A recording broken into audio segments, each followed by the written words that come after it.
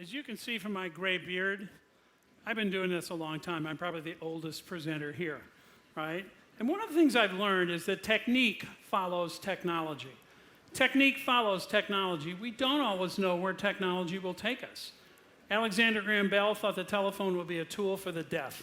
Edison thought the phonograph would be a dictation machine. They didn't know where technology would go. The inventors of the internet, I'm sure, had no concept that I'd see this headline in the Wall Street Journal last week: internet speeds boost home prices. Wow.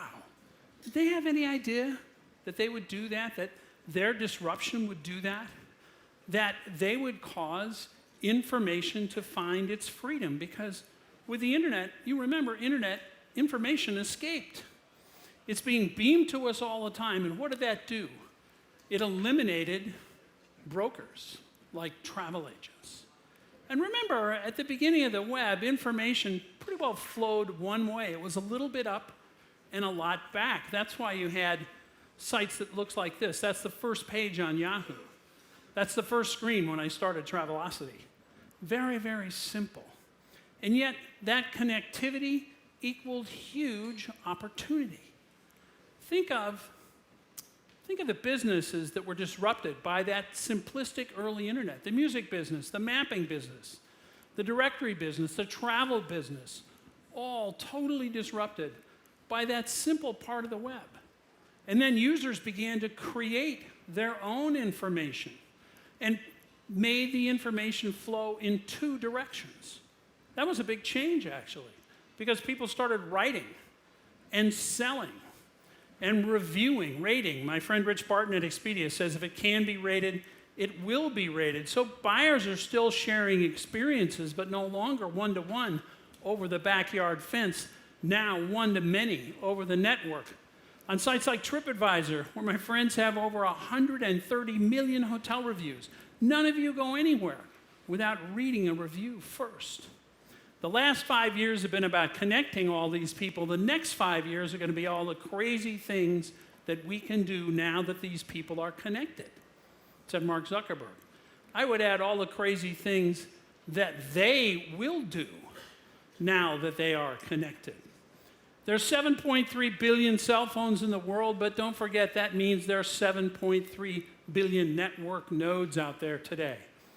Those network nodes have changed so many things. They created the world's largest hotel chain, the world's largest limo company, the world's largest travel agency, all changed through connectivity and mobility. And the other thing that happened was the creation of data went from a little trickle into a real torrent, an amazing amount of data. Realize that 90% of the world's data, whoops, one too far, let's go back. 90% of the world's data created in the last 4 years. 80% of that data is unstructured. It's photos, it's tweets, it's Facebook, and that's hard to deal with as consumers. And that has become another opportunity, because complexity is an opportunity. The opportunity is for us to simplify. That's what I'm doing at my new startup, Wayblazer. That's what many of you are probably doing with big data. So my point is simply this, and it's been made many times today. It isn't just disruption, it's disruptions. Over and over again, the world is being disrupted faster and faster. And there's really only one way to deal with that. That's innovation. That's continuous innovation in your business. So let's talk about innovation in my remaining time this morning. I want to define it first. Creativity is about thinking up new things. Innovation is about doing them. It's about putting ideas to work. So I'm the holder of 4 patents. They're just paper on a wall. They're not innovations because the company I worked for did not reduce them to products. They don't count. Innovation is about putting ideas to work. And I've come to learn that the engine of innovation rests on twin pillars: the pillar of culture and the pillar of team.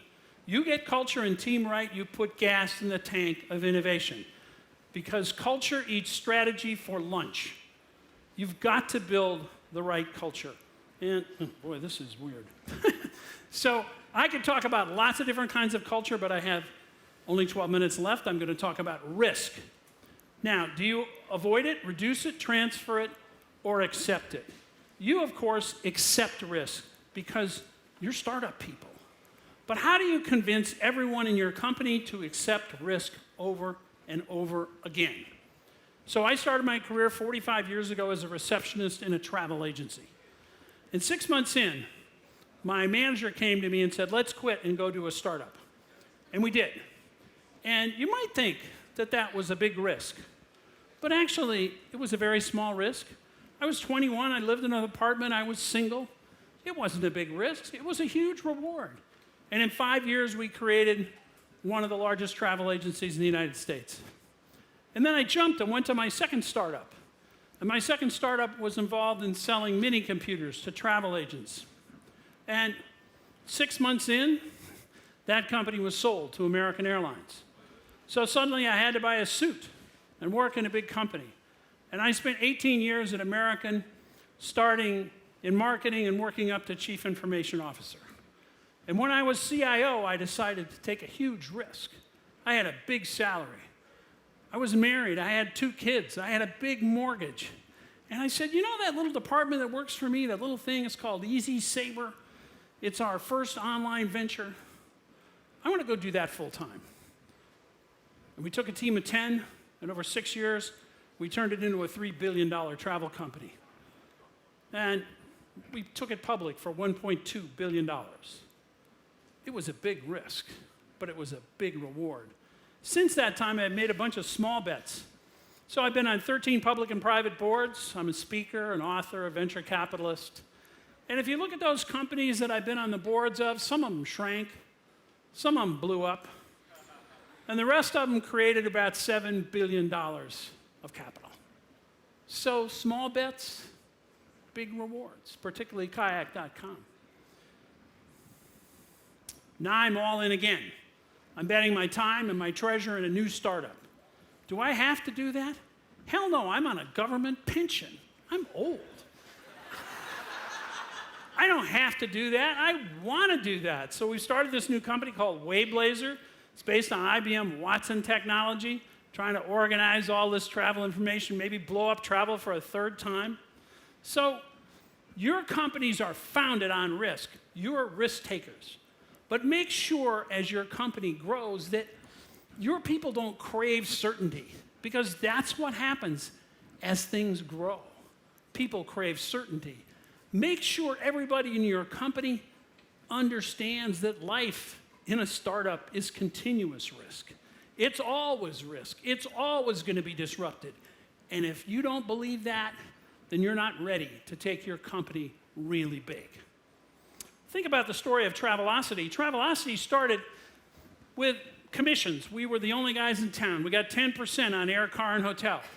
6 months in, the world's largest IT company, Microsoft, entered the marketplace with Expedia. We were terrified.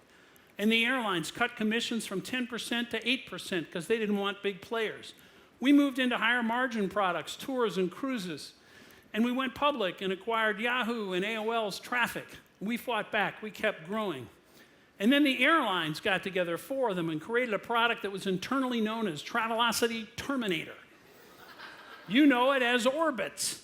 And we went to the US government and said, that's got to be antitrust. 4 airlines together controlling price, and they said, oh, it's just airlines, don't worry about it. And so we reduced costs and added telephone sales, and the airlines took the opportunity to cut commissions from 8% to 5%, cutting our income again. And then 9/11 happened. Our business went down 70% overnight, leveled off at 30% down for 2 years. And the airlines cut commissions to nothing. What did we do?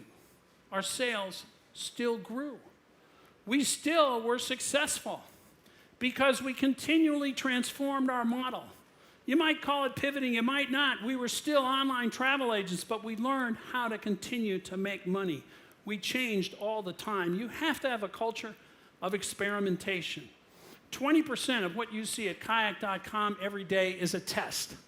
We are always testing, usually failing, but my God, are we learning every day. Build a culture of experimentation. Use prototypes. Now we can prototype on the web. We can build 3D printers. Prototype as if you were right and listen as if you were wrong. Don't get too attached to your prototype. Listen as if you were wrong. And when you fail, and I hope you do, because if you don't fail, you're not experimenting enough. Kill projects, not people. Kill projects, not people. Because if you don't, you're going to build the Bozone layer. And the Bozone layer is the impenetrable layer of middle management that stops good ideas from moving upward.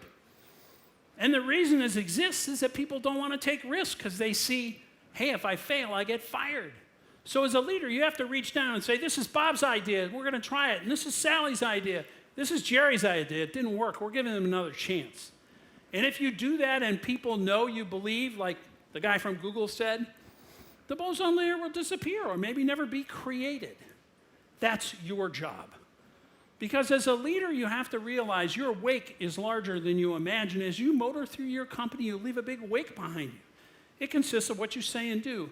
Never get your company big enough that when somebody says, hey, I'd like to try that, you say, well, Sally, nice idea, but we've actually always done it this way, and we've never done it that way. What happens when you say that? You'll never get another idea from that person. Do you support, amplify, and concur, or disagree, minimize, and play devil's advocate? As a leader, what you say has a hell of a lot to do with what you will get. Now, some people get it no matter how hard it is. This is the Tom Cruise of mice, right? He's going to get it. But the problem is most people are afraid to go for it. As your team grows, people will be afraid of change unless you take the responsibility. So if you want success, convince them in real innovation, being comfortable isn't good. You have to be a little uncomfortable. You have to be a little scared all the time because disruption is always happening. You can't do that sitting in a chair. Culture building is a contact sport. You have to do it every day. And then you have to build the best team. It's all about the team. This new world requires old world knowledge mixed with youthful exuberance. At Travelocity, I worked hard to bring in young people from outside American Airlines, people who didn't know travel. They had messianic zeal, but no industry knowledge and no industry contacts. On the other hand, we had the .corp, or you might say the .corps, right? We had the suits who said the industry was fine, it didn't need fixing. They worked at a slow pace, but they had domain expertise, they knew travel. You put those people together, they fought like cats in a bag. It was nuts. But out of that crucible came a multi-billion-dollar company. And yeah, we had to teach the old dogs new tricks, but you have to teach new dogs old tricks anyway. So hire people who don't fit in. Hire people who aren't like you, people who will challenge you. Would you have hired this cat? He did become the world's richest man. And you might not have hired Bill Gates. You would have been wrong. So hire people who will challenge you, people who aren't like you. And I learned at Kayak that rock stars hang out with rock stars. Our CTO, the best hiring manager I've ever met, he will hire someone, he'll go anywhere in the world to find the best engineer, and then he will say, who's the smartest person that you know? And then he'll go hire that person. That's how we went public with only 200 people, because one person can make a difference. One guy at Expedia beat Travelocity. One guy said we should put air, car, and hotel together at a bundle with a discount. Never been done before. Took him a year to convince the boss to do it. Took him another year to build the software. When they rolled it out, they doubled their sales in 2 quarters, past Travelocity like we were stopped. We never caught them. One person can make the difference. So build the right culture and build the right team. And today, realize you can do more with less. We learned that at Kayak.com. Now, Kayak.com started with a traditional dinner and a napkin. The former head of Orbitz, the former head of Expedia, and me, the former head of Travelocity. And we said, our customers are getting smarter. They're going to Expedia and Travelocity to get price, and then they're going to American and United to buy. Now, I know none of you have ever done that, but... So we created Kayak, where we search everywhere, but you buy direct. We sold that company for $1.8 billion, okay? But here's the deal. Travelocity had 4,000 people, grew through traditional advertising, big customer service, ran on mainframes, travel agent model, they were profitable. Kayak went public with 200 people, grew through search, no customer service, computers in the cloud, search model, highly profitable. You can do more with less, and even less today. So growing up, my son was not the boy genius. He was not the nerd. He was just a kid who liked to play those massively multiplayer video games. And when he was a sophomore in high school, he designed a game called Day of Defeat about the invasion of Normandy, June 6, 1944. When he was a sophomore, that was when he was a sophomore in high school. By the time he was a sophomore in college, 50,000 people a day were playing his game, and he called me up and he said, "Dad, somebody wants to buy the game for $300,000. What should I do?" I said, "You should sell. You're in college. We need the money." And he did sell, but the cool thing is that game was built by 5 kids from Europe, 5 kids from the US, 1 kid from Canada. They never met. They created that $300,000 virtual company entirely through IM and chat. That was 7 years ago. All right? But there's a coda to this story. After college, he spent 3 years at Sony and 4 years at Electronic Arts, huge game companies. This year, I'm proud to say he joined you.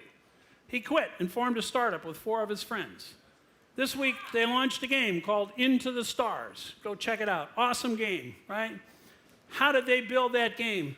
They're funding from Kickstarter. Their office is their apartment. Their team is crowdsourced. Their customers are social. Their IT is in the cloud. You can do more with less today, with less risk. So do it. And because I gave $1,000 to Kickstarter, he made me an admiral in his game.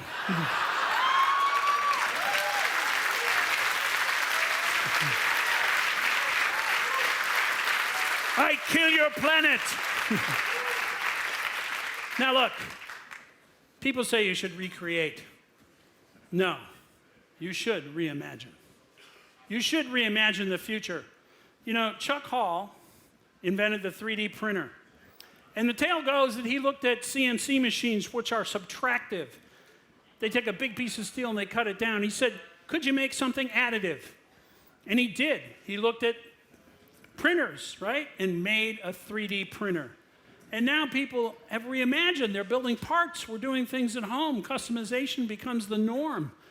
And people reimagined what they could do, and they're building hands for kids without hands in open source. They have printers now that print skin. They can print an ear that will hear. Reimagine. We've had radio-controlled airplanes for years, but it took a 17-year-old Mexican immigrant to the US to take a Nintendo apart and build the first drone. And of course, we just recreated. We took crop dusters and we made crop drones. And then somebody said, we can do more than that for the farmer, and they put infrared on them, and now they tell the farmer where to water more and where to fertilize more. And then somebody reimagined again and said, instead of having somebody walk through the store all night making sure all the products are faced the right way on the right shelf, let's have a drone that flies up and down the grocery store all night long. Don't go shopping at night anymore. It's dangerous. Don't just recreate. Reimagine. The last 25 years were all about who could build things the cheapest. The next 25 years, about who can make things the smartest. You have a vision from where your company's going to go. The most important thing you can do as your company grows is make sure everybody gets it. Big ideas, we heard that earlier. Make sure everybody gets the vision. Martin Luther King did not say, "I have a plan." He said, "I have a dream." I have a dream. There. I have a dream. So take your dream. Make sure everybody gets it. Build the right culture. Build the right team, and you will be amazingly successful. If you do that, tomorrow will be nothing like today. Have a great 2015. Thank you very much.